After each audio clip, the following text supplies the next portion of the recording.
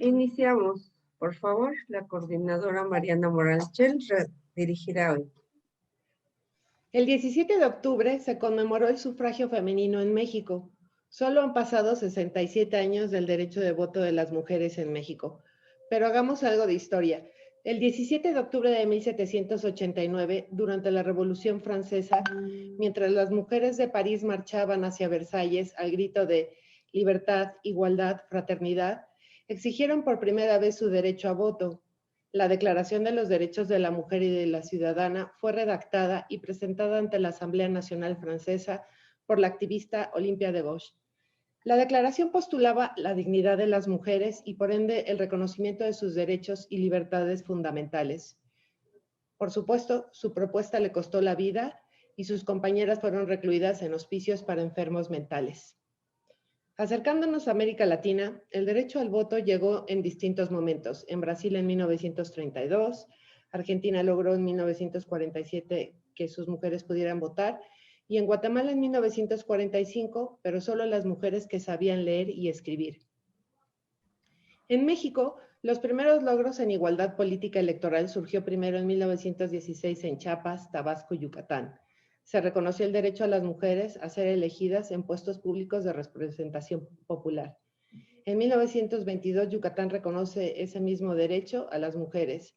Y en 1923, San Luis Potosí, simplemente a las mujeres alfabetizadas para participar en los procesos electorales. Ya en el ámbito federal, en 1947, durante el gobierno del presidente Miguel Alemán, se reconoce el derecho a la mujer mexicana a votar y ser votada en los procesos municipales con la publicación en el Diario Oficial de la adición al artículo 115 constitucional. Posteriormente, el 17 de octubre de 1953, superado el trámite legislativo, el presidente Adolfo Ruiz Cortines promulgó la reforma al artículo 34 y a la fracción primera del artículo 115 constitucional, en donde sí se otorga la plenitud de derechos ciudadanos a la mujer mexicana. Sin embargo, hasta el 6 de junio de 2019 es cuando se reconoce la paridad de géneros entre hombres y mujeres, sobre todo en materia político-electoral. Muy buenas noches a todos y a todas, y a todos los cibernautas que nos acompañan en esta última semana de octubre. Soy Mariana Moranchel y les doy la más cordial bienvenida al conversatorio Trabajo y Género en tiempos de COVID-19. Estamos muy contentos porque hemos compartido en los últimos 6 lunes una serie de reflexiones sobre temas que nos atañen y nos afectan. En el caso específico, el trabajo de COVID, sus efectos y los posibles futuros. El Cuerpo Académico Derecho, Administración e Instituciones del Departamento de Estudios Institucionales de la División de Ciencias Sociales y Humanidades de la Universidad Autónoma Metropolitana, Unidad Coajimalpa, agradece su asistencia al webinar Trabajo y Género en tiempos del COVID-19. En esta tercera sesión, que terminamos con gran lujo, está destinada al tema Perspectivas y nuevos desafíos en la construcción de la igualdad en el trabajo. Estos encuentros son el resultado de una colaboración con la Secretaría del Trabajo y Fomento al Empleo de la Ciudad de México y, por supuesto, con la UAM.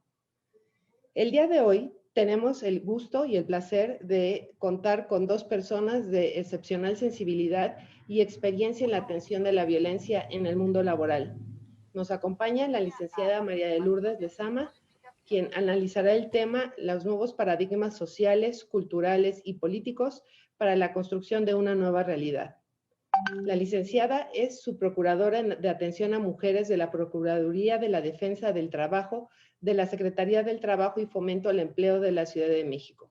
Es licenciada en Derecho por la UNAM, mediadora privada por parte del Tribunal Superior de Justicia del Distrito Federal, ha tomado cursos en materia de prevención y atención de acoso y hostigamiento sexual y laboral, equidad de género y no discriminación, así como argumentación jurídica, evaluación del desempeño y competencias directivas. Cuenta con una amplia experiencia en la administración pública, destacando su desempeño como responsable de la aplicación del protocolo para prevenir, atender y sancionar el hostigamiento y acoso sexual o laboral en el Instituto Nacional Electoral. Además, la licenciada Lezama ha sido el vínculo importantísimo para la colaboración interinstitucional para la realización de estos encuentros en materia laboral. Gracias por estar en este espacio. Muchas gracias. Muchas gracias. También nos acompaña la doctora Elvia Espinosa Infante, quien analizará el tema posibles pérdidas para la igualdad de género en la nueva normalidad. La doctora es licenciada en Sociología por la Universidad Autónoma Metropolitana, cuenta con una maestría en Economía y Política Internacional por el CIDE y es doctora en Estudios Organizacionales también por la UAM. Profesora investigadora titular C de tiempo completo en el Departamento de Administración de la UAM Azcapotzalco y profesora del Núcleo Básico del Posgrado en Estudios Organizacionales de la UNAM Iztapalapa. Tiene el perfil deseable de PRODEP y es miembro del Sistema Nacional de Investigadores con el nivel 1. Ha sido jurado en el Premio Nacional de Administración Pública, pertenece a diferentes asociaciones de profesionales como la Red Mexicana de Investigadores en Estudios Organizacionales, en la cual es la coordinadora del nodo Género y Organizaciones. También pertenece a la Red Pilares. Sus principales líneas de investigación son cultura organizacional, género y estudios de género dentro de las organizaciones. Asimismo, ha sido ponente, panelista y conferencista en diversos congresos, coloquios y seminarios de carácter nacional e internacional. Es autora de diferentes artículos y capítulos de libros relacionados con sus temas de investigación y ha coordinado diferentes libros. También ha estado al frente de publicaciones periódicas como editora o presidente de comité de editoriales. Es miembro del Cuerpo Académico Consolidado Análisis y Gestión de las Organizaciones, en el cual es responsable de la línea de investigación Género y Cultura en las Organizaciones. Muchas gracias y bienvenida, doctora Elvia. Sean muy bienvenidas las dos a este conservatorio. Distinguidos participantes del otro lado de la pantalla, contamos con la presencia a través de este medio digital con miembros de nuestra comunidad universitaria, especialmente alumnas y alumnos, colegas universitarios y señoras y señoritas.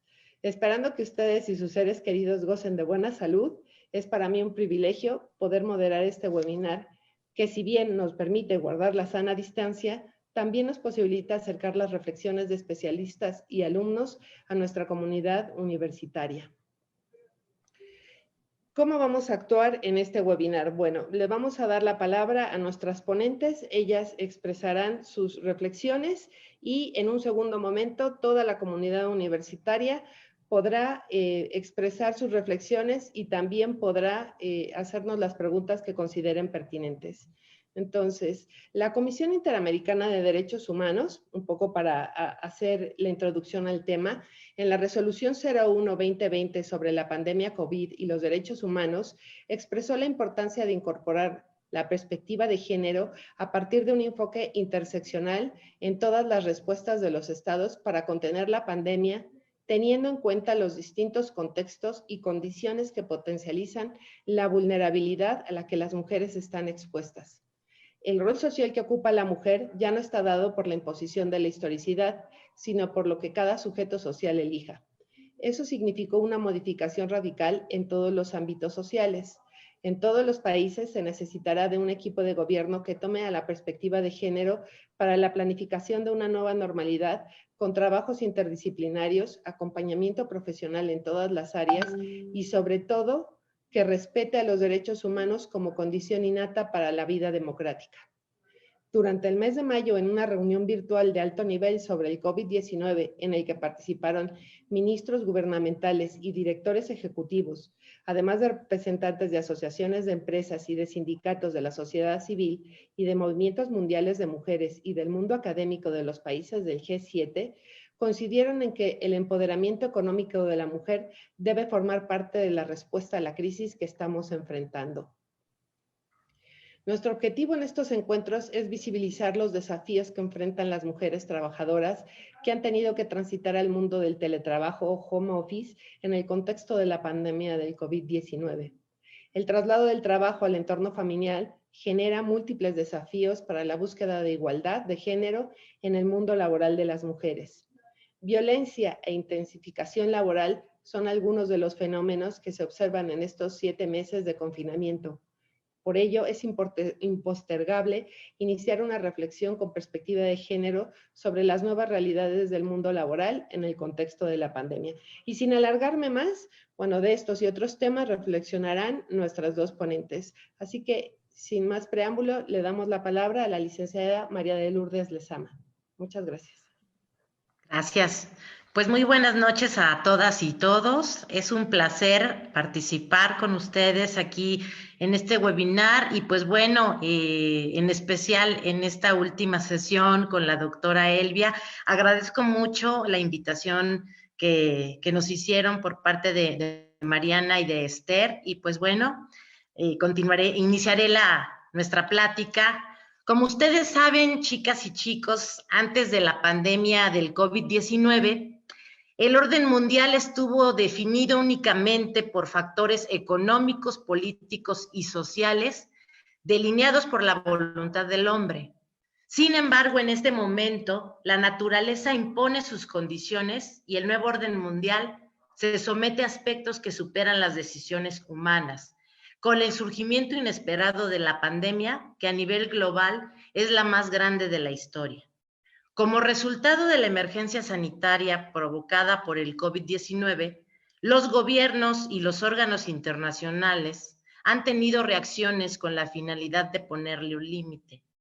Ello ha llevado a la búsqueda inagotable de una vacuna que se ha intentado producir en tiempo récord, de manera poco exitosa, y paralelamente se han puesto en práctica medidas de contención y mitigación para evitar la propagación del contagio.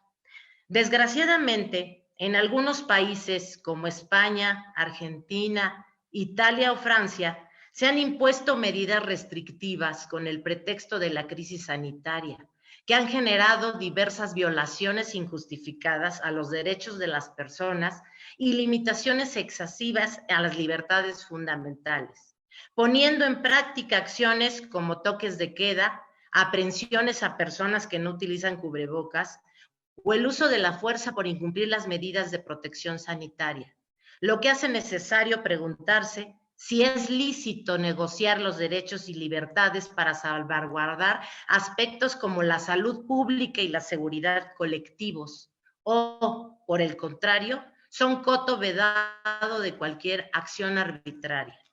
La epidemia del coronavirus también ha desencadenado epidemias de virus ideológicos que estaban latentes en nuestra sociedad, como las noticias falsas, las teorías de la conspiración, la explotación del racismo y otras formas de discriminación y de violencia. Una de las principales discusiones desde hace varias décadas ha tenido como tema de eje la adopción de paradigmas para lograr mayor equidad, mayor igualdad y mejor distribución de la riqueza. Con la pandemia, esa necesidad se hace todavía más urgente y la realidad muestra que no es suficiente tomar decisiones económicas, políticas o sociales para enfrentar una crisis como la que tenemos ante nuestros ojos, sino que es necesario replantear los principios, las razones morales de la humanidad y construir nuevos paradigmas, nuevas virtudes públicas que permitan afrontar un reto de esta naturaleza.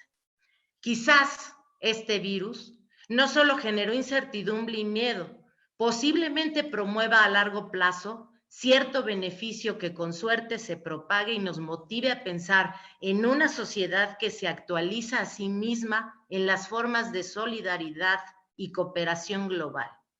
Vivimos en un momento en el que el mayor acto de amor es mantenerse alejado del ser amado, ya que solo desde el interior podemos acercarnos los unos a los otros. Ningún coronavirus puede quitarnos esta posibilidad.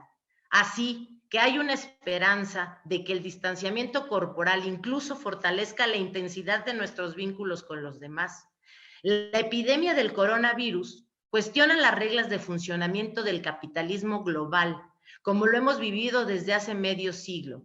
Señal inequívoca de que no podemos seguir dependiendo de las reglas del mercado, del mass media o del boom del Internet, ni tampoco del avance tecnológico y de los intereses creados por las economías más poderosas, sino que es necesario un cambio general de visión que permita sentar las bases de una nueva realidad, edificada sobre los principios de la solidaridad, la fraternidad, el respeto y la empatía entre las personas que formamos el género humano. El surgimiento del COVID-19 como amenaza mundial, abre la oportunidad para construir una solidaridad global en la que nuestras diferencias acorten sus márgenes de distancia y los esfuerzos individuales crezcan y se enfoquen en lograr un beneficio social. La presencia de la calamidad sanitaria que representa el COVID-19 debe verse como un área de oportunidad para repensar las características básicas de la sociedad en la que vivimos.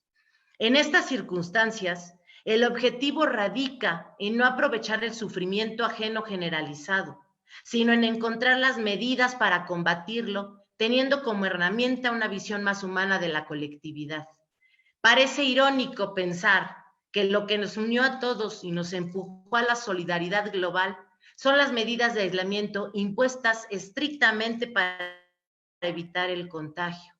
De modo que el aislamiento se materializa como una conducta social que nos mantiene a salvo, en la medida que cada quien cuida de sí mismo y así protege a los demás. Las debilidades, carencias y vacíos que ha dejado en evidencia la propagación del COVID-19 hacen necesario reflexionar sobre los nuevos paradigmas que serán necesarios para la construcción de una nueva realidad, al darnos cuenta que muchos de los principios y valores anteriores se han agotado. La reorganización mundial de esta forma ya no tendrá que estar a merced del individualismo y tampoco de cualquier germen de autoritarismo. Al contrario, ahora más que nunca se tienen que renovar los valores que han dado contenido a la democracia participativa y de deliberación, al subordinar el beneficio personal al de la comunidad política con miras a la construcción de decisiones públicas en las que todas las voces sean escuchadas, sin que sea posible la imposición de la postura de una sola de las partes encarnada en gobierno, empresa o grupo de poder. La edificación de una nueva realidad implicará entonces dotar de contenido a viejos principios que se han vaciado. Tal es el caso de la justicia, la solidaridad, la fraternidad o la generosidad. El mundo no necesita más tratados comerciales o el levantamiento de nuevas fronteras. La realidad después del COVID-19 hará necesaria la adopción de una visión más humana de la realidad, en donde los valores y principios morales tengan un peso específico superior al que tiene el intercambio comercial, las medidas macroeconómicas y otros mecanismos estratégicos que se han ajustado a las reglas del neoliberalismo. Hasta el momento, las decisiones públicas han sido resultado de posturas unilaterales de quien ostenta el poder. Esta dinámica autoritaria no es posible en el seno de una nueva realidad. La discusión pública debe ser incluyente y permitir que el discurso de las minorías sea absorbido por las mayorías que antes no lo han ignorado. La nueva realidad debe fundamentarse en el respeto a la diferencia, convirtiendo el reconocimiento de la diversidad en una realidad y no en una simulación. Finalmente, la construcción de una nueva realidad debe tener como marco de referencia el surgimiento de una nueva ética humana, encarnada en el hombre y la mujer, como sujetos morales dedicados a promover el bien común.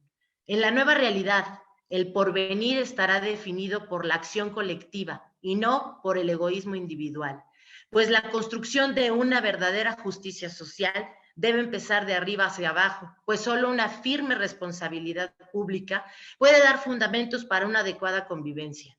Los hombres y mujeres no vivimos aislados, sino que siempre nos deberemos a los demás. Muchas gracias.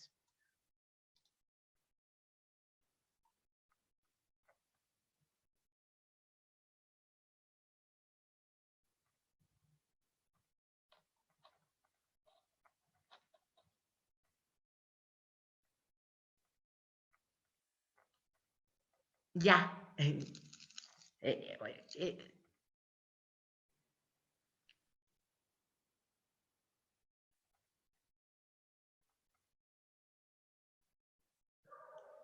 Listo.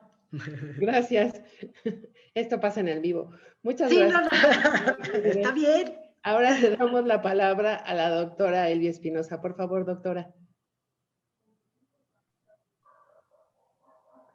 El micrófono, Elvia.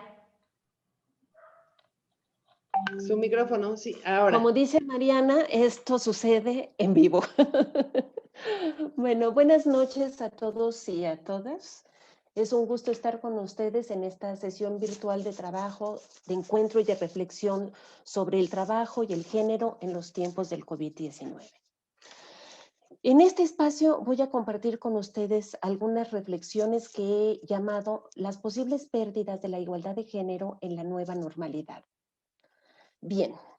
Iniciemos recordando que cuando los padres de la filosofía política moderna justificaron la definición de los derechos ciudadanos y las responsabilidades del Estado para su garantía y protección, excluyeron a las mujeres por considerarlas personas con una naturaleza humana distinta a la masculina.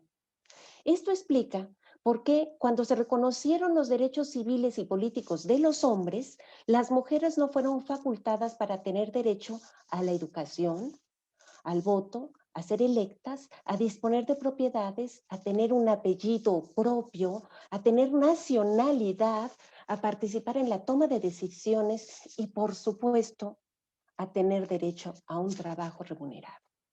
Por tanto, las mujeres han tenido que luchar por sus derechos, reivindicando su humanidad, su condición jurídica y la responsabilidad del Estado para garantizar su fiel cumplimiento. Estas luchas han generado una serie de convenciones y acuerdos internacionales y leyes en los países, reivindicando los derechos de las mujeres. Las mujeres hoy tienen derecho a tener nacionalidad, a elegir libremente con quién contraen matrimonio, libertad de tránsito, tienen derecho a la educación, a la salud, a intervenir en la esfera política, en la esfera pública y por supuesto tienen derecho al trabajo. El seguir luchando aún hoy día por estos derechos es producto de las diferencias en el posicionamiento de unas y otros en la esfera productiva y reproductiva. Las relaciones de género se constituyen como relaciones de poder y dominación, principalmente de hombres hacia mujeres. Este proceso se ve reforzado por la valoración ideológica de lo masculino en detrimento de lo femenino. Veamos un ejemplo de lo que hemos señalado y que nos interesa en esta sesión, que es el trabajo. En el mercado de trabajo aún se reproducen los esquemas y modelos de masculinidad y feminidad a través de la feminización de ciertas ocupaciones. Son enfermeras, maestras, psicólogas, cocineras, servicio doméstico. El servicio doméstico son básicamente mujeres que refuerzan el desempeño de las mujeres en labores consideradas tradicionalmente del sexo femenino. Aún hoy existen diferencias salariales, es decir, se otorga a las mujeres un menor salario por realizar el mismo trabajo que un hombre. Otra cosa importante es que existen obstáculos para que las mujeres puedan acceder a puestos con poder de decisión dentro de las organizaciones. Esto es conocido como techo de cristal. Y el techo de cristal es un concepto que marca a la cultura organizacional y que impide el acceso a las mujeres. Y otro de los conceptos básicos presentes en el trabajo para las mujeres, en el trabajo de las mujeres, es la doble jornada de trabajo, que señala que las mujeres, además de su trabajo remunerado, son las principales encargadas del trabajo doméstico. Todo esto enmarca, ¿sí?, al trabajo. Bien, el COVID-19 ha recluido a toda la población en los espacios privados, espacios donde las mujeres han sido asignadas históricamente. Y el imaginario colectivo piensa que es un retorno de las mujeres a su espacio históricamente asignado. Veamos un poco de la emergencia sanitaria. El 31 de diciembre del 2019, la Oficina de la Organización Mundial de la Salud en la República Popular de China detectó una declaración de la Comisión Municipal de Salud de Wuhan en la que se mencionaba casos de una neumonía vírica.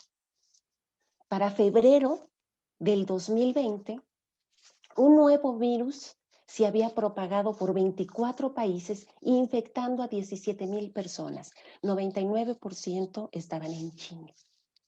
En México, el 28 de febrero, un residente de la Ciudad de México dio positivo a COVID-19 después de regresar de Italia. Pocas horas después se confirmó un segundo caso en el estado de Sinaloa y otro más en la capital.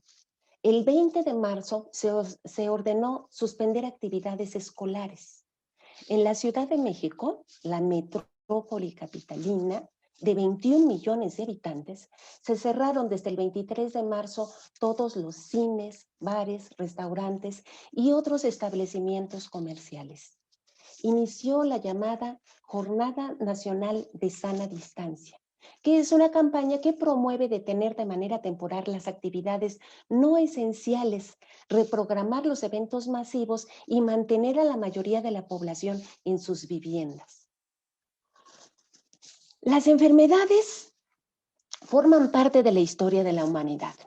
No es desconocido que aparezcan nuevos padecimientos provocados por elementos que acaben con poblaciones enteras, que estas enfermedades atraviesen fronteras y recorran el mundo sin detenerse, que los destinos de lugares y personas se vean trastocados, modificados, cambiados para siempre por una pandemia.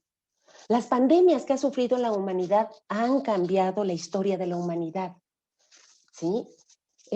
Recordemos la peste justiniana, que acabó con el 40% de la población de la metrópoli del Imperio Bizantino. O la peste negra, que a mediados del siglo XIV fue una de las mayores pandemias de la historia y hasta 5 siglos más tarde se supo que la originaban las ratas. O la viruela, que es extremadamente contagiosa, su tasa de mortalidad era muy alta y quienes lograban salvarse quedaban desfigurados. La viruela viajó por el mundo y llegó al nuevo continente diezmando a su población. Y en la modernidad no podemos dejar de señalar la gripe española, que en el siglo XX, a finales de la Primera Guerra, se expandió por el mundo. El COVID-19, el SARS-CoV-2, ¿sí?, es la pandemia del siglo XXI, ¿sí? Es una enfermedad muy contagiosa que se propaga principalmente de persona a persona a través de las gotículas que salen despedidas de la nariz o de la boca de una persona infectada al toser, estornudar o hablar. Los síntomas más comunes son fiebre, tos seca, cansancio. Algunos pacientes pueden presentar dolores, congestión nasal, dolores de garganta o diarrea. Un alto porcentaje de los contagiados experimenta síntomas leves o no presenta síntomas, pero algunos terminan con neumonía y conectados a un respirador en la unidad de cuidados intensivos. De ellos, un alto porcentaje muere. Se ha documentado que las personas mayores o con hipertensión, diabetes o enfermedades coronarias, entre otras, tienen pocas probabilidades de salvarse. Sin embargo, recientemente se reportan casos donde mueren hombres o mujeres jóvenes y aún se han reportado muertes de niños. Hasta octubre del 2020, de este año, en México hay más de 88,000 defunciones por COVID-19. En los próximos días llegaremos a más de 100,000 muertes. México se encuentra entre los países que más contagios reportan y entre los 10 países con más muertes totales, solo por debajo de Estados Unidos, Brasil y la India. El horizonte, sí, no va a regresar a la normalidad pronto. La normalidad no va a estar para el 2021. ¿Cuál va a ser la nueva normalidad? ¿Sí? La epidemia y las crisis económicas pueden repercutir de forma desproporcionada en determinados grupos de población y propiciar un aumento en la desigualdad. Con la experiencia de casos anteriores y la información que disponemos del COVID-19, en esta crisis los más afectados van a ser las personas con problemas de salud subyacentes o de edad avanzada, los jóvenes, ¿sí?, los trabajadores de más edad, los trabajadores sin protección social, sin protección social, los trabajadores migrantes, para el caso mexicano, los trabajadores migrantes, ¿sí?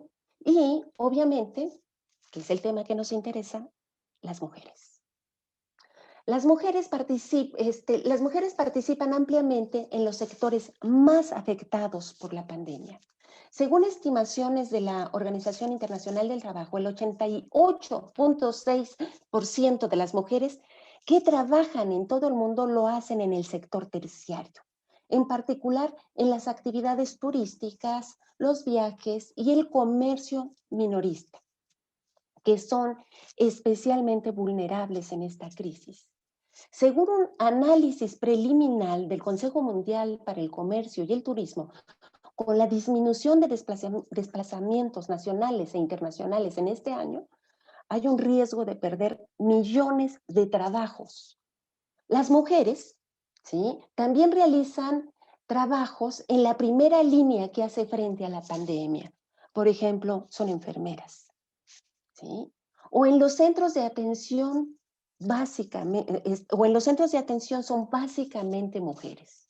En el caso de las escuelas que están cerradas, la mayoría de las maestras en kinders, primarias, secundarias, son mujeres, ¿sí? Si bien las crisis económicas no suelen afectar en gran medida al empleo por cuenta propia, entiéndase a la economía informal, lo que permite a muchas mujeres que se constituya en una alternativa para sobrevivir o mantener niveles de ingreso, ¿sí? No obstante, las actuales restricciones en materia de circulación de personas y bienes, consecuencia de la pandemia, este tipo de mecanismos de supervivencia se dificulta, ¿sí? Bien, como se ha intentado expresar y poner sobre la mesa para su discusión, hay varios elementos que nos permiten pensar que las mujeres son las más afectadas por la crisis, ¿sí? Son las que entran en el desempleo, pero por otro lado, hay que señalar que las innovaciones en la gestión laboral permitieron la continuidad de algunas empresas durante la crisis sanitaria.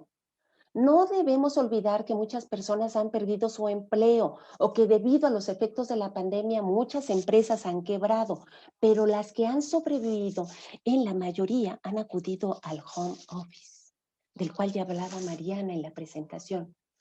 Las empresas, al ir solucionando los problemas de seguridad de sus datos y de la infraestructura que necesitaban, evalúan la eficacia de cambiar al trabajo a distancia. Debemos reconocer que se va generalizando la idea de su permanencia. En actividades como el desarrollo de programas informáticos y la prestación de servicios, las oportunidades pueden ir acompañadas de la reconversión de puestos a medida que las empresas intentan mejorar su gestión. Esta situación repercutirá en el empleo, ¿sí? Pero creemos que uno de los problemas es que tomará tiempo el desarrollo de nuevos sectores de servicios y en lo inmediato de lo que vamos a dar cuenta es de un aumento de desempleo. Además, no hay que olvidar las desigualdades en la capacidad de preparación digital de la población económicamente activa, lo cual es un problema. El trabajo desde casa ha sido considerado una alternativa para no frenar las actividades y cuidar al personal de las organizaciones. La pandemia nos está dejando la experiencia de que muchos trabajos se pueden realizar de manera remota gracias a las tecnologías existentes. Y como la pandemia se plantea como un fenómeno que durará mucho tiempo, quizá años, permitirá que la población normalice lo que se presentó como una situación de emergencia. Las implicaciones del traslado de las actividades que se realizaban en espacios públicos a espacios privados aún se desconoce. A medida que el trabajo digital y en línea se convierte en la nueva realidad, es probable que de cara al futuro aumente la demanda de trabajadores calificados. En la pandemia, no solo los más educados, sino también los que tienen empleos y ocupaciones más susceptibles de trabajar a distancia son los que se encuentran mejor. en la mayoría de los casos son las personas con conocimientos digitales. Los trabajadores de bajos ingresos se ven ahora desproporcionadamente afectados por el COVID-19. La crisis está aumentando la desigualdad. Hablemos un poco, ¿cuáles son las implicaciones de la crisis sanitaria específicamente en las mujeres? Señalemos que la educación sigue siendo un canal de movilidad social, en general, para hombres y para mujeres, pero en el caso de las mujeres constituye un vector que acelera o precipita la posibilidad de transformación de los roles de género, asimilados al desempeño y la competencia profesional propio de las organizaciones, cuya estandarización de los procesos relativiza la asimetría de género en el campo profesional. Esto es, dota de recursos, competencias y credenciales, títulos, a las mujeres que las coloca en condiciones de interactuar con estos recursos en el mercado de trabajo. ¿Sí? Aunque aún no contamos con datos exactos, se sabe que muchas niñas, algunas de comunidades indígenas y sobre todo en zonas rurales, ¿sí?, consecuencia de la educación virtual, ¿sí?, por la que se ha optado en la pandemia, han abandonado la escuela para dedicarse a las labores domésticas o ayudar a la familia en la actual crisis económica.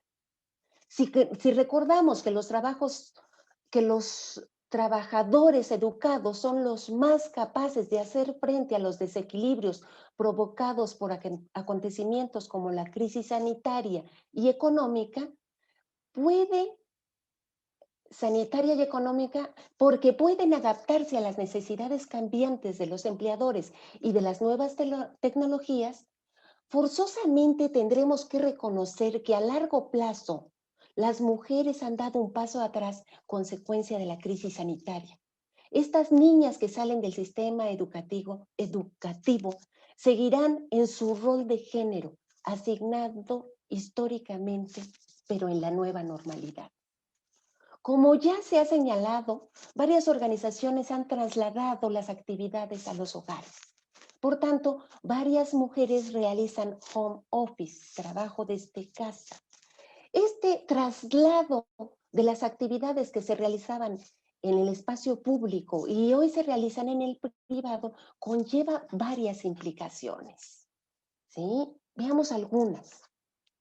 Las mujeres que realizaban home office también realizan las labores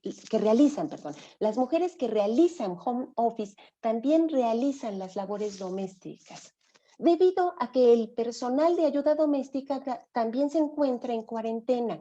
Esto acentúa la doble jornada de trabajo de las mujeres. Se normaliza la obligación de las mujeres de encargarse de la educación de los hijos, que no están acudiendo a la escuela, la obligación de cuidar a los ancianos, la obligación de cuidar a los enfermos, la obligación de crear espacios y tiempos para la recreación. En el imaginario colectivo, estas son obligaciones históricamente asignadas a las mujeres. Es necesario señalar, ¿sí?, que muchas mujeres ante la crisis sanitaria asumen voluntariamente estas actividades. ¿Sí? El virus acecha en las manillas de los autos, los picaportes, el suelo, la voz del otro, el abrazo del amigo, las cebollas en el súper, en todos lados. Salir es exponerse al peligro invisible y visible. El refugio es el hogar y la comunicación es la computadora previamente desinfectada. La amenaza que lleva al autoencierro está convirtiéndose en un éxito de control social. El miedo como aparato disciplinario retorna a que las mujeres voluntariamente asuman su rol histórico. Hay que limpiar para sobrevivir, hay que educar para sobrevivir, hay que cuidar. Ay, perdón, se me saltó esto. Hay que educar para sobrevivir, hay que cuidar para sobrevivir. No hay que salir a la calle a gritar nuestros derechos. Pero no olvidemos que estas mujeres autodisciplinadas no son todas las mujeres. Aún no está bien comprendida la nueva situación de las mujeres. ¿Derechos ganados se perderán? ¿Qué implicará esta pandemia? ¿Implicará retrocesos? ¿Cuál será la nueva normalidad laboral? ¿Cuál será la nueva normalidad laboral de estas mujeres? Históricamente, las crisis económicas, las pandemias y las guerras han agudizado la desigualdad y las mujeres han sufrido lo peor de ellas. Nos preguntamos si esta crisis nos podrá llevar a consolidar los cimientos de una sociedad más justa, ligada a los principios de solidaridad y de toma de decisiones democráticas que impulsen a las sociedades, los mercados laborales y los lugares de trabajo a la igualdad. Honestamente creemos que la desigualdad persistirá, pero el derecho al trabajo remunerado no debemos perderlo. Finalicemos señalando que hoy día el mundo atraviesa por la segunda ola de contagios. Los expertos señalan que las restricciones en todo el mundo no deberían levantarse por completo hasta que se encuentre una vacuna para la enfermedad. Frente a este panorama, creemos con firmeza que la realidad ha cambiado. Las mujeres se construyen y reconstruyen en la lógica de una nueva normalidad aún no comprendida. Muchas gracias. Perdón por leer tan atropelladamente, pero es que sentía que no acababa. Muchas gracias, doctora Elvia. Sí, ha sido muy interesante porque pone de manifiesto las diferencias que están por venir. Ya las teníamos y unas están por venir. Bueno, ahora toca el turno a que nuestros alumnos pregunten. Yo tengo alguna pregunta, pero dejaremos primero a Elizabeth Dávila, que quiere formular una pregunta.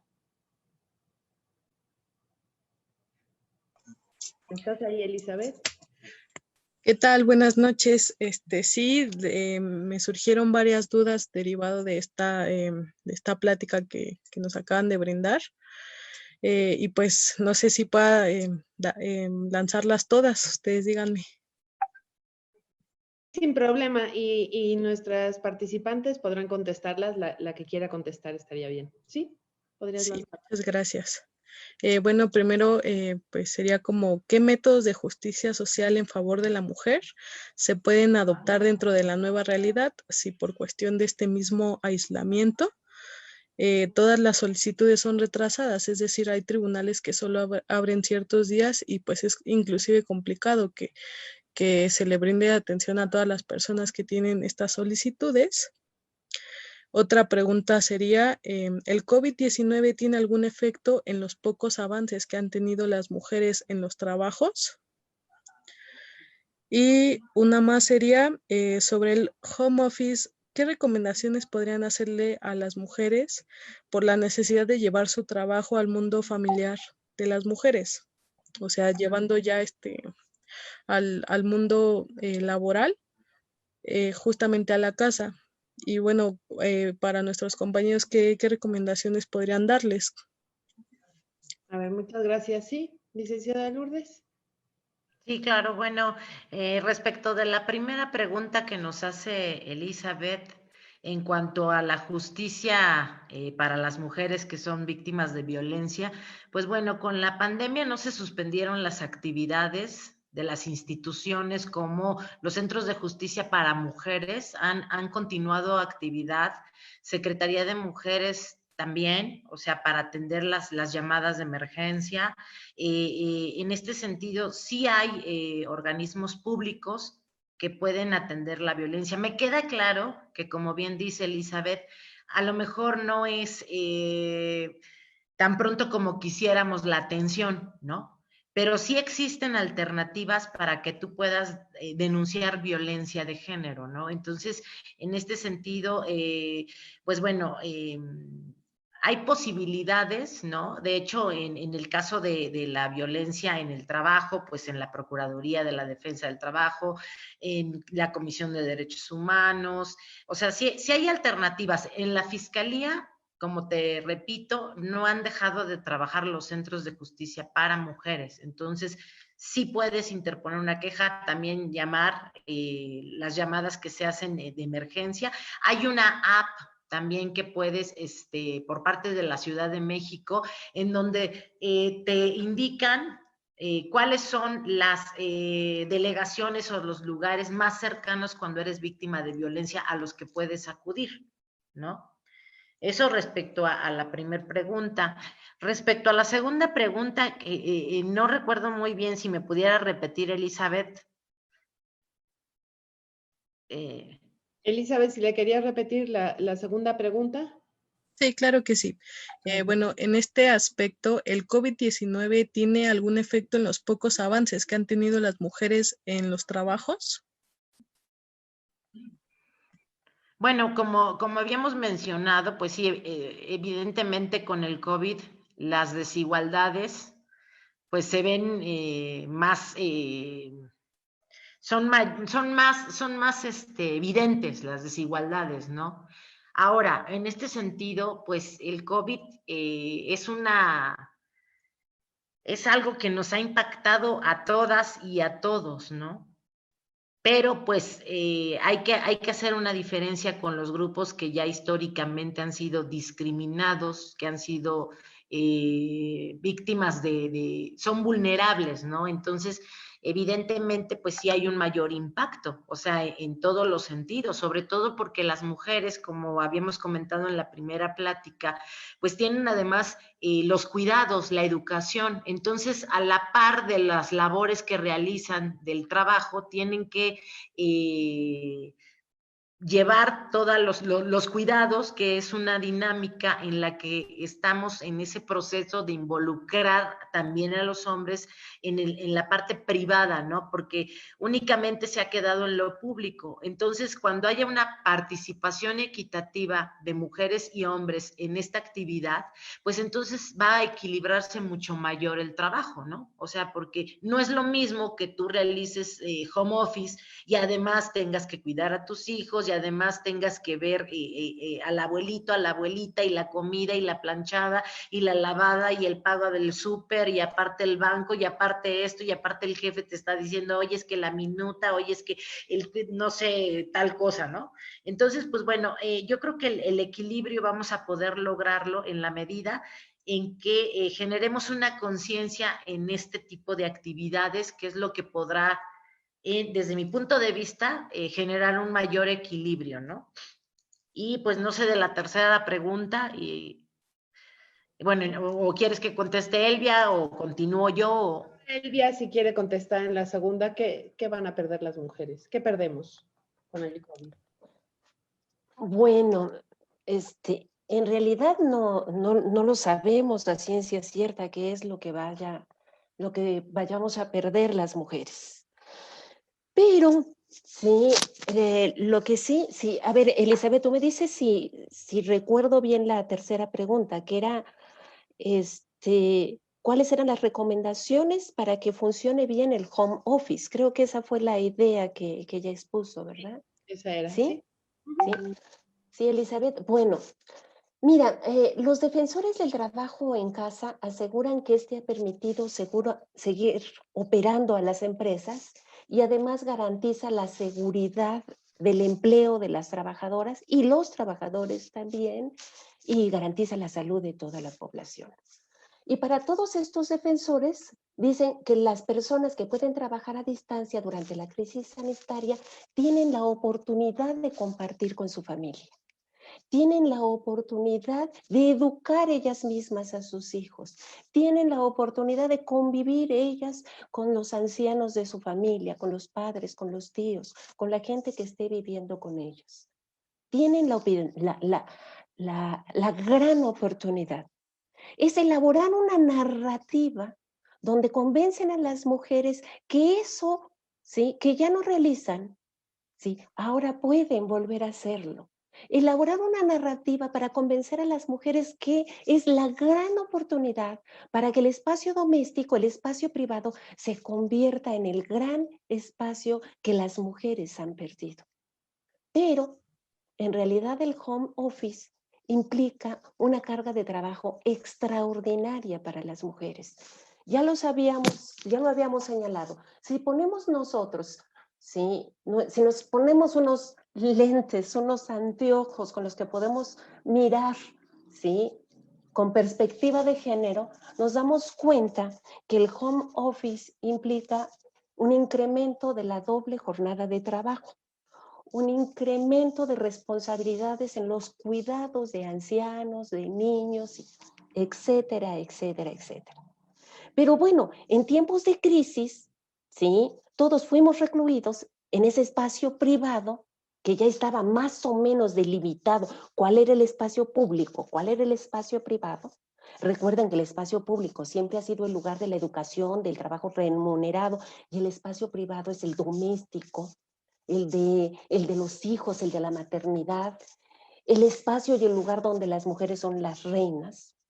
Ahora, recluyes dentro del espacio privado actividades del espacio público. ¿Cuál sería una de las primeras recomendaciones? ¿Sí? Poner límites. Si están haciendo home office, pongan límites.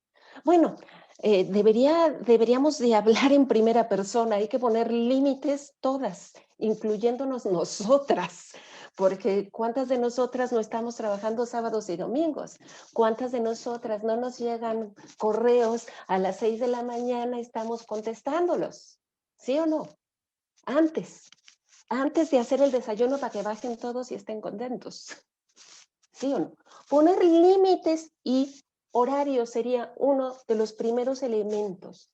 Hay límites límites de horarios para trabajar, ¿sí? Y otros para dedicarlos a la casa.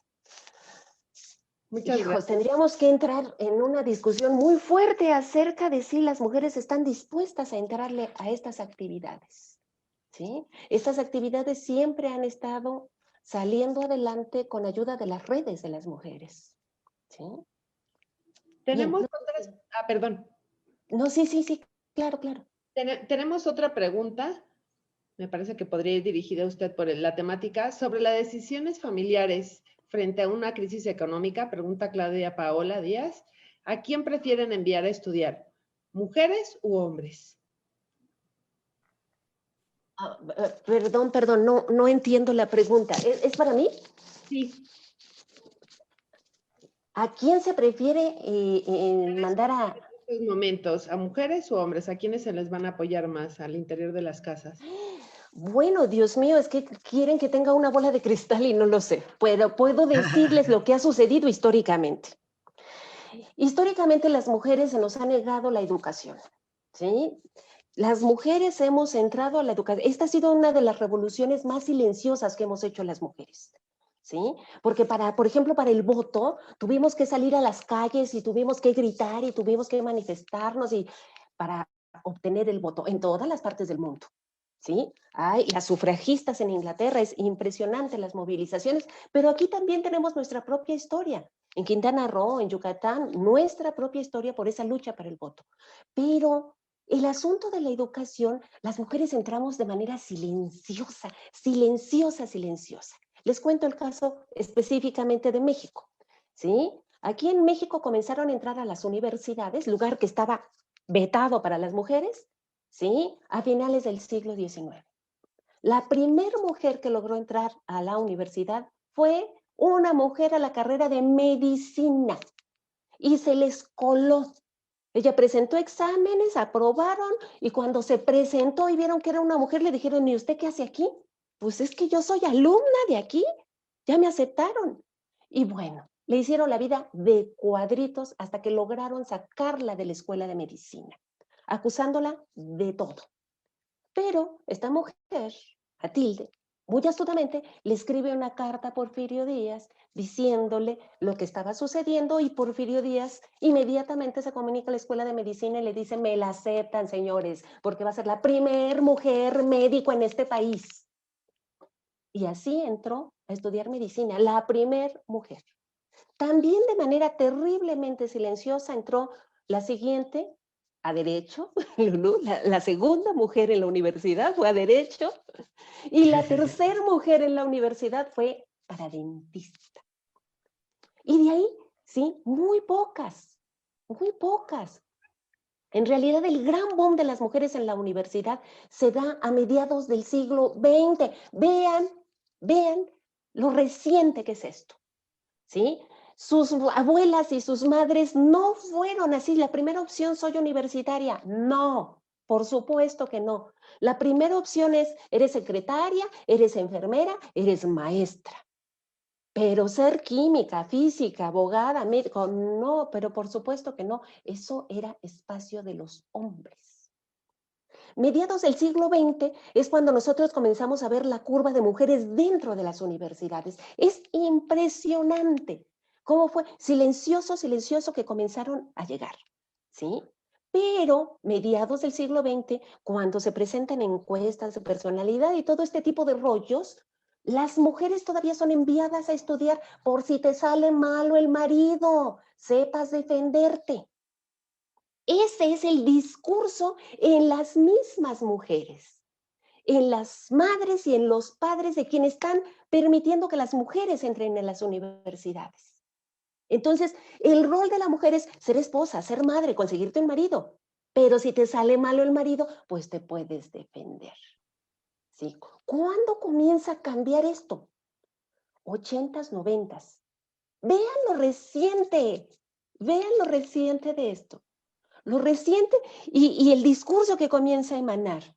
Las chicas comienzan a entrar a la universidad como una opción de profesión y como una opción de independencia económica. Comienzan a ser conscientes que la independencia económica les va a permitir independencia religiosa, independencia política, independencia de todo tipo. Y entonces puedo optar, ¿sí?, por estar con un hombre porque lo quiero, porque me conviene, ¿sí? No porque dependo de él. Pero vean lo reciente que es esto. Y entonces comienza a presentarse un fenómeno muy curioso, 80s, 90s. Ciertas carreras se feminizan, medicina, administración, ¿sí? Biología, ¿sí? No recuerdo ahorita, algunas más, pero se feminizan y los hombres comienzan a ir atrás y comienzan a presentarse, y de esto sí tengo muchos datos muy exactos, las que terminan son mujeres. Los mejores promedios son mujeres. Las que consiguen trabajo son mujeres. Los hombres comienzan a dejar la carrera, sus calificaciones son bastante malas y ahí van.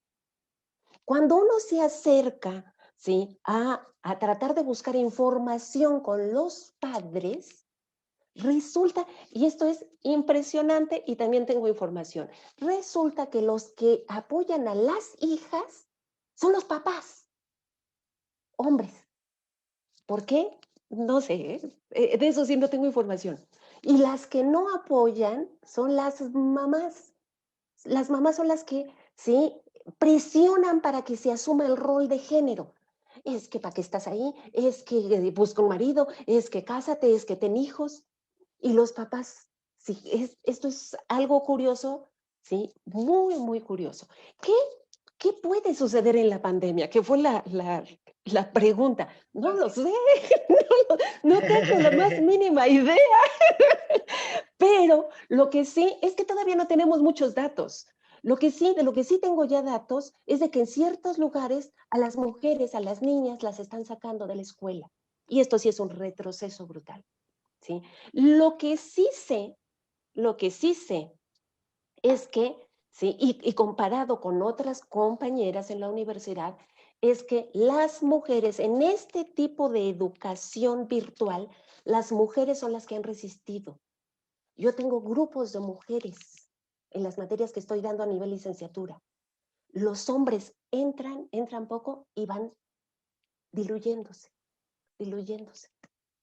No sé si esto sea simbólico, no sé qué significa. Les digo que hay muchas cosas que todavía no entendemos, no sabemos, no tenemos datos y que es necesario estudiar, ¿sí? Le vamos a tener que entrar, ¿sí? Gracias, doctora. Bueno, una pregunta tenemos de Facebook. Para Lulu dice, derivado del movimiento del Me Too en Estados Unidos a nivel mundial, se estaba organizando una expresión en contra de la violencia de género, incluido en los trabajos. ¿Cómo ha afectado ese movimiento de reclamos, independientemente de que podamos o no estar de acuerdo con violencia como mecanismo de reclamo? Ok, pues bueno, yo creo que ha impactado muchísimo, o sea, a partir de todas estas declaraciones, ¿no? Pues hubo un boom a nivel mundial. Entonces, el punto aquí que siempre he yo reflexionado es el hecho de que esas conductas son muy delicadas, ¿no? Y así como sí es difícil comprobarlas, también hay una línea muy delgada entre lo que sí es, ¿no? Un acto en donde hay violencia de género y un acto que no lo implica. Entonces, no tomemos esto como moda también, ¿no? Porque esto puede generar no solamente un impacto social, sino un impacto de cualquier otro tipo, en que tú puedes perjudicar a cualquier persona si tú denuncias una conducta que no es cierta. O sea, creo que aquí es bien importante una conciencia social y retomando, bueno, parte de lo que mencionábamos ahorita, que la pandemia evidentemente ha generado más violencia, que el hecho de hacer home office está la mujer con el enemigo en muchos de los casos, en donde yo creo que tiene mucho que ver el nivel sociocultural, ¿no? De las personas para poder tomar determinadas decisiones en cuanto a que una mujer estudie o no estudie, un hombre estudie o no estudie, en cuanto a las condiciones en las que puedes trabajar. O sea, es muy, muy importante esa parte, porque no es lo mismo una persona que tiene un nivel sociocultural determinado a una persona que vive pues en la pobreza, que no tiene alcance a nada, que no puede, o sea, que es vulnerable y que obviamente eso se incrementa más con la pandemia. O sea, es que hay una diferencia abismal. No es lo mismo la situación que vivimos nosotras, que podemos tener acceso a internet, que podemos tener tranquilidad, porque además, bueno, yo dentro de todo lo de la pandemia que pude sacar como algo bueno para mí, sí fue el estar un poco más en mi casa, en convivir con mi hijo, en no recorrer distancias, tráficos, gastar menos gasolina, o sea, muchas cosas que yo sí veo un beneficio del home office, ¿no? Que hay que tomar medidas de control del trabajo, también es cierto. Que los horarios se extienden, también es cierto. Que hay que ser muy responsable en cuanto al trabajo que tienes que realizar, también, ¿no? Pero yo creo que si equilibras las responsabilidades, eso puede dar, podemos evolucionar como sociedad, ¿no? Pero creo que el punto es trabajar juntos. O sea, esta nueva realidad tiene que ver en una solidaridad. No podemos trabajar de manera individual.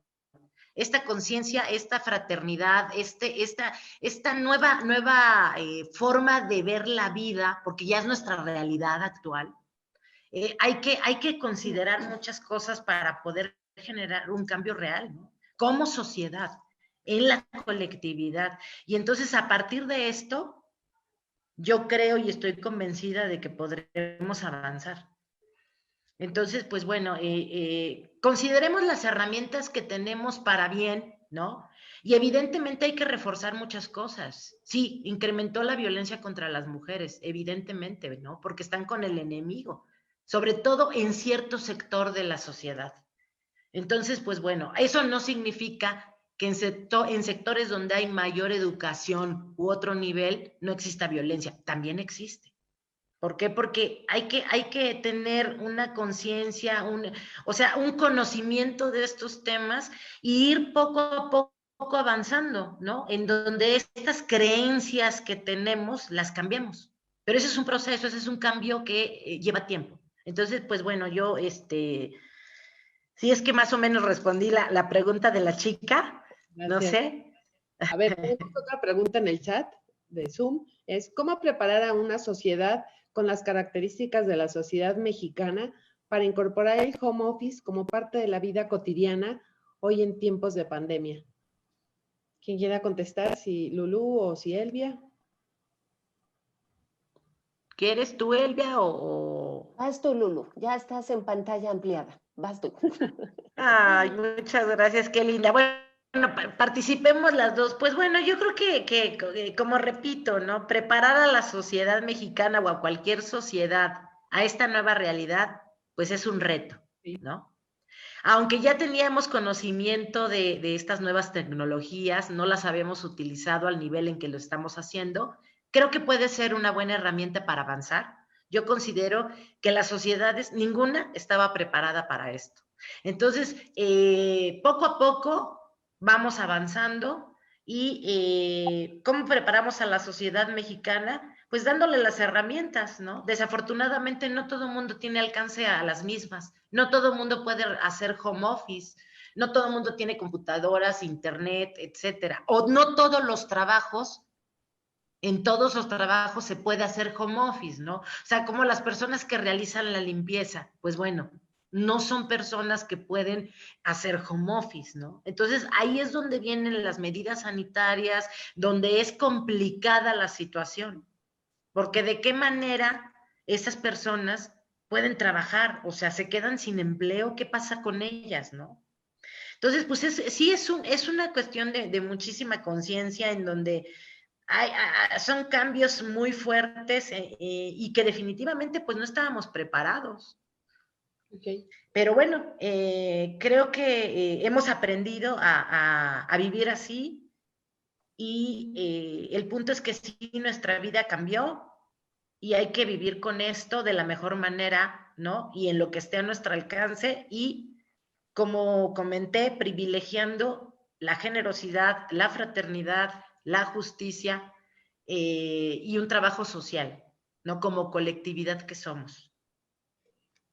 Yo tengo una pregunta para Elvia y alguna vez lo comentamos. En un país donde hay más de 80 millones, porque ya los hay, de pobres, en donde la educación básica, sobre todo para leer y escribir, se está dando por televisión y hay encuestas en donde señalan que no está funcionando y precisamente lo que tú mencionaste, que ya se están sacando, ya no están permitiendo que las niñas, sobre todo las niñas, vean la televisión, hagan sus tareas y entreguen lo poco que puedan hacer, que eso va a generar pues un desnivel nuevamente entre hombres y mujeres. A las niñas las están poniendo a trabajar en la casa, justamente a los trabajos del hogar, mientras las madres, algunas tienen que salir a hacer el trabajo de limpieza que señala Lulú.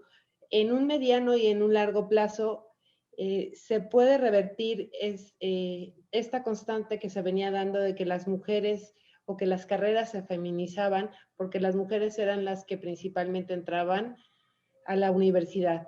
Entonces, esto probablemente en unos 10 años puede cambiar completamente el equilibrio que ya se había logrado en la universidad para el ingreso de las mujeres. Eso por un lado. Y por el otro lado, el problema del trabajo. Muchas mujeres ya preparadas no están logrando otra vez recomponer el trabajo y no están siendo contratadas, a diferencia de los hombres, que sí son los que ahora están siendo contratados. Entonces, esto no va a generar un desequilibrio, o sea, ya este posible equilibrio que estábamos buscando a través de la igualdad, de la paridad y de otros mecanismos para llegar a la igualdad puedan perderse por el COVID. Bueno, esa es una de las ideas que está presente y que creo que la expuse. Yo creo que la educación es importantísimo. La educación es lo que permite la movilidad en hombres y mujeres, pero la educación en el caso de las mujeres es un acelerador que permite romper con el rol de género, ¿sí? Y tener otro tipo de roles. Entonces, cuando tú le quitas a las niñas la posibilidad de la educación, no vas a ver los daños en 1 año, 2 años, 3 años. Esto se ve por generaciones. Y de por sí, esta generación que está viviendo la pandemia, va a ser una generación que va a tener grandes huecos, grandes problemas. Porque imagínate encerrar a niños, ¿sí? A que la mamá que no sabe leer y escribir, o apenas sabe leer y escribir, apenas entiende un poco las sumas y las restas, ¿sí? Enseñarle a un niño, aquí no solamente se van a perder niñas, se van a perder niñas y niños.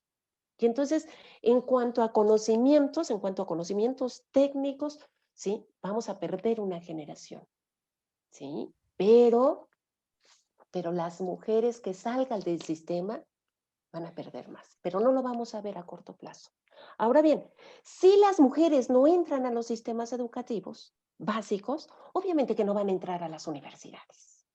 Entonces, este equilibrio que habíamos visto a final del siglo, ese incremento en la curva que habíamos visto a finales del siglo XX, hay que estarlo observando, hay que ver si comienza a decrecer.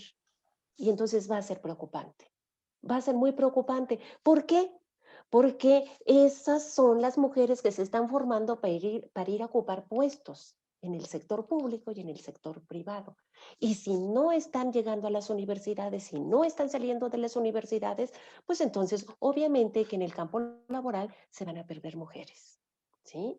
Obviamente que sí. Gracias. Entonces seguirá existiendo esa asimetría, ¿sí? Entre hombres y mujeres. Que existe, existe. Esta asimetría existe. Muchas veces nuestras percepciones se ven un poco trastocadas porque somos académicas, porque somos universitarias, porque somos gente que tiene maestrías, doctorados, viaja al extranjero, tiene intercambios de otro tipo. Y se nos olvida que hay una inmensidad de mujeres que no tienen acceso a esto.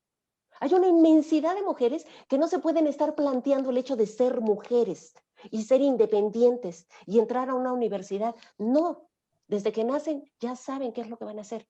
Madres, esposas, se acabó. Y en este país no es necesario irnos a otros países. En este país se siguen vendiendo niñas. En este país se siguen intercambiando niñas por cajones de cerveza, ¿sí? O cajas, o como se llamen. ¿Sí? En este país, no en otro. Entonces, la asimetría existe, ¿sí? Y, perdón, yo veo que Lulú es muy entusiasta y dice, sí, la vamos a hacer. Yo, hay veces que no lo sé, Lulú, no estoy segura. Deja que tengamos más datos, un poquito más de datos. Pero yo veo que no lo sé. Vamos a darle paso ahora a Lucho Alcalá. Necesitamos también una voz masculina. ¡Ay, Muy perfecto! No se escucha. Necesitamos que pongas el micrófono. Ya, ahora. Disculpen. Buenas noches y muchas gracias por la oportunidad. Me da mucho gusto ver a profesoras con las que tuve clases en la universidad, en la UAM Azcapotzalco. Y bueno, mi pregunta venía con un comentario también. Lo formulé muy bonito y ya se los voy a leer, permítanme. Tómate tu calma, tómatelo con calma, porque luego No, pues. dije, híjole, ya escribí bien bonito y a la hora de estar, rápido, léele, no queda nada bonito. Pues hablaron mucho ustedes sobre este rol de género que tienen las mujeres y que pues francamente yo siento que es algo totalmente cultural, especialmente aquí en México, pero también pasa en todas partes del mundo y que es también opresivo hacia las mujeres. Pero me gustaría más escuchar las recomendaciones, especialmente ahora con la pandemia en la casa, trabajando desde casa y las mujeres en su mayoría criando a sus hijos desde la casa. ¿Cuáles son las recomendaciones que ustedes les dan a las compañeras para yo poder pasarlas también en mi trabajo, mis compañeras? Y las que nos dan a nosotros como hombres en el otro lado, para también poder evitar caer en estos mismos roles opresivos y darnos cuenta de estos privilegios negativos que también tenemos. Bueno, si la quiere contestar Lulú y luego Elvia. Gracias. Sí. Gracias. Pues bueno, yo creo que en las empresas hay que hacer conciencia de que hay diferencias en cuanto a las actividades que realizamos las mujeres, ¿no? Sobre todo por lo que hemos comentado en los cuidados. O sea, sí puede haber determinados horarios o actividades donde haya un equilibrio, pero en el sentido de que se favorezca un poco más esa parte a la mujer, sobre todo si es una persona que no tiene la capacidad de acceder a una persona que le ayude al cuidado de los hijos o a la educación, verificar los horarios, o sea, las actividades laborales. Sí puede haber una planeación, ¿no? Precisamente en esta nueva organización cultural, yo creo que las empresas precisamente para generar un cambio y utilizar la perspectiva de género, entendiendo que hay diferencias, ¿no? Que tenemos derechos especiales, que sí somos diferentes y que merecemos un cuidado especial en este tipo de situaciones, donde eso no significa que no trabajemos, nada más que sí hay que considerar determinadas situaciones que a lo mejor no viven los hombres. O sea, y tú como pareja, como parte de un hogar, pues evidentemente equilibrar las actividades de afuera y de adentro. O sea, para que exista esa equidad, ¿no? Porque entonces nunca vamos a llegar a un equilibrio en actividades y en las responsabilidades propias de la educación y del hogar si seguimos dejándoselo a la mujer. O sea, yo creo que aquí debe de haber, así como somos proveedoras y el hombre igual, también tiene que haber un equilibrio en las actividades del hogar, la educación de los hijos, etcétera, ¿no? Creo que eso es un proceso también. Estamos aprendiendo y construyendo esa nueva forma de vida, ¿no? Pero yo creo que poco a poco y con las empresas realizando una planeación en donde sí utilicen la perspectiva de género en las actividades que se encomiendan a las mujeres, puede haber un progreso, un avance, ¿no? Ok. Entonces, pues bueno, ese es mi punto de vista. Gracias, Lulu. Y sí, la doctora Elvia, tengo otra pregunta, se la voy a plantear. ¿Cómo implementar estrategias que promuevan la perspectiva de género en los trabajos cuando estamos en interacciones mediadas por la tecnología? Y también, ¿esta falta de perspectiva de género va a enfatizar el techo de cristal en las organizaciones?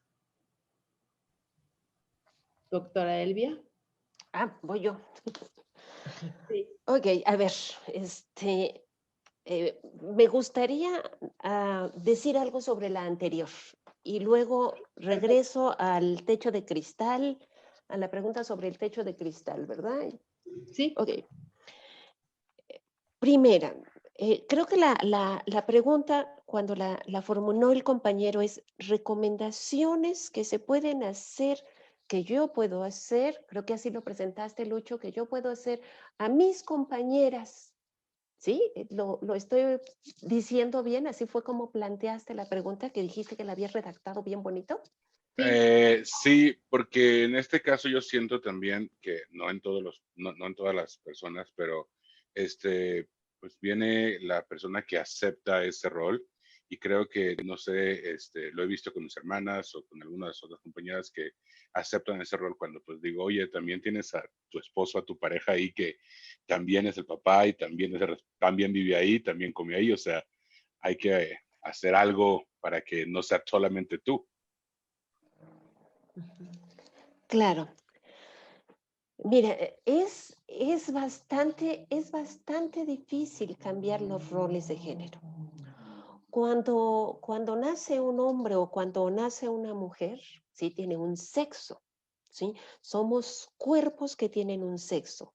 Los hombres tienen pene, las mujeres tienen vaginas, ovarios, trompas. Ese no es el problema. Si tú construyeras a hombres y mujeres dándole la igualdad de oportunidades, tendrías seres iguales. El asunto es que se construyen estos seres sexuados, de manera diferente. Esto se conoce como género. El género es la construcción simbólica cultural de la diferencia sexual. Entonces, tienes diferencia sexual, que no es lo importante, aunque es importante, ¿sí? Pero lo más importante es la construcción cultural que se hace sobre esos cuerpos. Entonces, a esos cuerpos sexuados, a uno le enseñas, tú eres valiente, tú eres osado, tú puedes, tú mantienes, tú tienes autoridad, tú. Y a la otra, tú no lloras. Tú eres débil, tú eres frágil, tú eres bonita, tú atraes. Tú no tienes necesidad de trabajar, atraes al hombre que te va a mantener. Acuérdense de Octavio Paz. Octavio Paz en El laberinto de la soledad era maravilloso porque decía que las mujeres teníamos ese sol que atraía a los hombres, ¿verdad? Ese sol oculto y maravilloso que atraía a los hombres. Ahora, lo que quiero que caigas en la cuenta, Lucho, es que esto se introyecta en los actores, entra en el inconsciente y entra en el inconsciente cuando somos niños. Desde que eres un bebé te van dando ciertos roles que debes de cumplir. Entonces, es muy difícil que después de toda la niñez, toda la adolescencia y toda la adultez, cuando tienes a una mujer de 40 años le digas, pero tú puedes, cuando toda la vida le han dicho que no puede. Entonces, hay que tener un poco de paciencia, ¿sí? En empoderar a esas mujeres, porque el empoderamiento significa que las mujeres se den cuenta de sus derechos y al darse cuenta de sus derechos, de su dignidad, puedan ejercerlos. Eso es empoderar a las mujeres, ¿sí? Pero en este asunto de empoderar a las mujeres es necesaria una conciencia en el lado masculino. De ahí la importancia del estudio de las masculinidades. Pero el estudio de las masculinidades no ha entrado por nosotras, porque nosotras le hemos entrado al estudio de las masculinidades, sino el estudio de las masculinidades desde ustedes. Ustedes también deben de entrarle a cómo son formados como hombres, ¿sí? Entender todo eso. ¿Para qué? Para poder modificarlo. Porque mientras unos y otros sigamos reproduciendo los roles, ¿sí?, estereotipados que nos fueron asignados, no vamos a llegar a nada. Y enfrentarnos con violencia y decir, es que es una vieja bruta, digo, ella se deja, el marido es un esto y el otro y ella se deja. No, esta es una mujer, muchas mujeres, que fueron formadas para eso, ¿sí? Y no es fácil salirse de eso. Los rollos ideológicos introyectados son muy difíciles de romper, ¿sí? Eso por un lado, ¿sí? Ojalá que medio haya quedado comprendido. No, bastante, que haya profesora, sido muchas yo gracias. capaz de explicarme, que haya sido yo capaz de explicarme, porque estos medios, aunque son los medios de ahorita, yo les sigo teniendo sus desconfianzas. Luego, hay otro punto muy importante, ¿sí? En esta lucha de derechos, las mujeres en un primer momento buscábamos igualdad. Si tú ves los discursos de las feministas del siglo pasado, mediados del siglo pasado, todas las feministas gritaban igualdad, igualdad, igualdad, igualdad, ¿sí? Y cuando se da igualdad, se da cuenta del discurso, la introyección, la reflexión viene a somos cuerpos diferentes, con roles diferentes. La igualdad no nos sirve porque nos provoca más desigualdad. Y entonces la narrativa cambia, la construcción, ¿sí?, de constructos teóricos para entender nuestra realidad cambia y aparece un nuevo concepto, la equidad, ¿sí?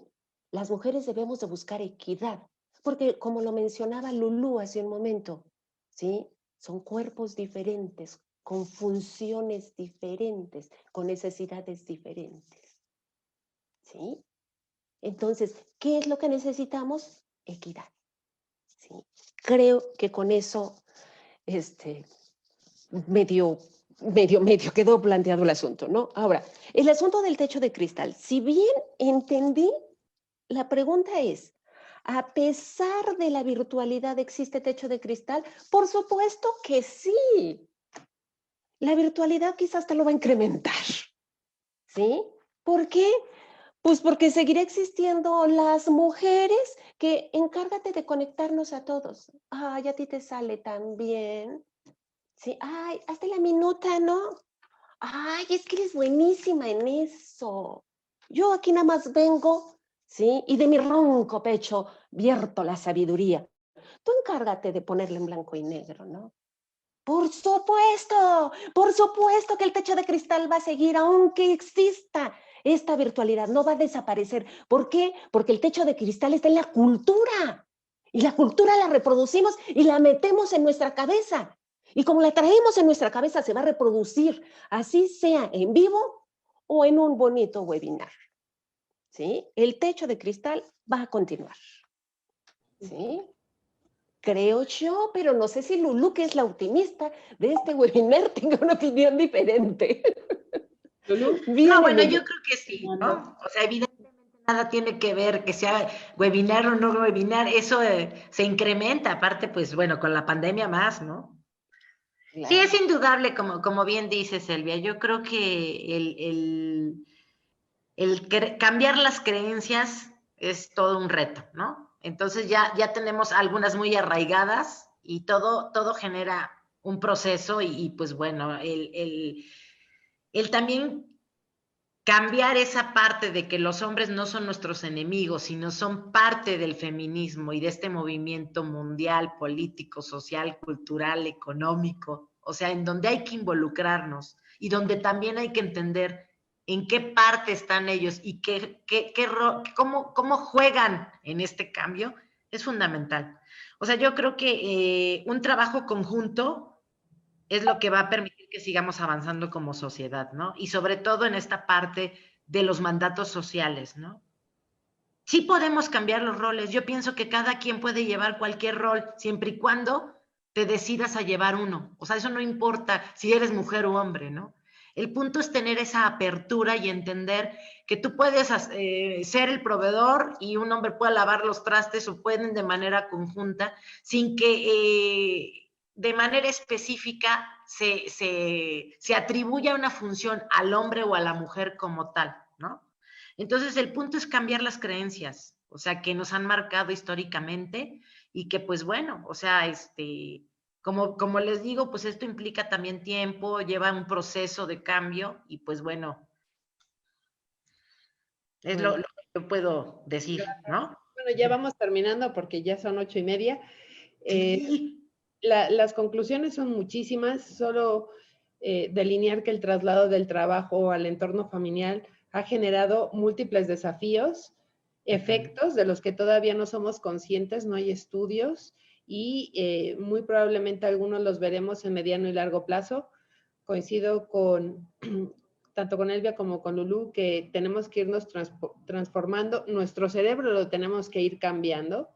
El hábitus de Bourdieu tiene que ir mejorando hacia la equidad de género, tanto de hombres como mujeres, y con ello, pues mejorar una sociedad mexicana que en estos momentos se ve totalmente desfavorecida por el COVID.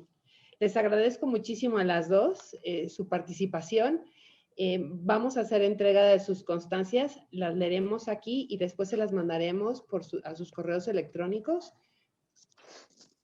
Ay, muchas gracias. Bueno, la primera, por la Universidad Autónoma Metropolitana, Unidad Coajimalpa, la División de Ciencias Sociales y Humanidades, el Departamento de Estudios Institucionales. Les agradecemos y les otorga la presente constancia a la licenciada María de Lourdes Lezama por presentar la ponencia Nuevos Paradigmas Sociales, Culturales y Políticos para la Construcción de una Nueva Realidad, Ciudad de México, 26 de octubre de 2020, y la firma el doctor Mario Barbosa Cruz, director de la división, y el doctor José Luis San Pedro, el jefe del Departamento de Estudios Institucionales. Le agradecemos todo el trabajo que ha hecho en estos 3 webinars y pues el contacto que siempre tenemos con la Procuraduría y con Lulú. Muchas gracias. Ay, gracias. Muchas gracias. Es muy importante su participación. Gracias. También le entregamos la constancia por parte de la UAM Coajimalpa, de la División de Ciencias Sociales y el Departamento de Estudios Institucionales a la doctora Elia Espinosa Infante, que fue un gran hallazgo, un gran acierto. Aprendí muchísimo por su ponencia, Posibles Pérdidas para la Igualdad de Género en la Nueva Normalidad, también en la Ciudad de México, el 26 de octubre de 2020, y firmado por el doctor Barbosa y el doctor José Luis San Pedro. Ha sido para nosotros muchísimas gracias. Muy, muy sugerente todos los temas que se han manejado y creo que dará para mucho. Pues a nombre del cuerpo académico, Derecho, Administración e Instituciones, agradecemos a nuestras invitadas por su excelente exposición y a nuestros participantes y a todos ustedes que nos han escuchado y participado. Perdón. Les deseamos salud y bienestar a todos ustedes y a sus seres queridos. Muy buenas noches. Buenas noches, muchas gracias. Buenas noches. Gracias. Buenas noches. Gracias a ustedes, buenas noches. Bye.